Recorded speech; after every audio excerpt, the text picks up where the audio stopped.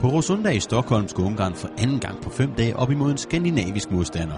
Sverige med Brøndbys Samuel Holmén på venstrekanten fra start agerede hjemmehold, og netop Holmén skulle vise sig for en hovedrolle i opgøret.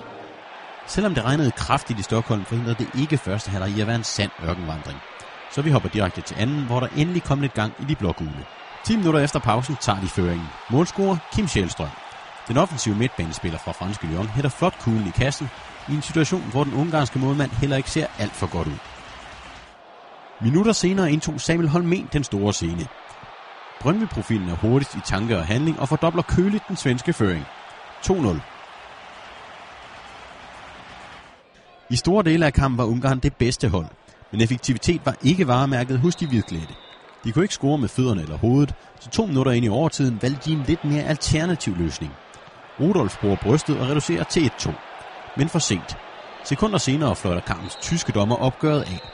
Sverige vinder 2-1, og med 4 point i 2 kampe har de blågule på den anden side af Øresundsbroen fået en godkendt start på deres VM-kvalifikation.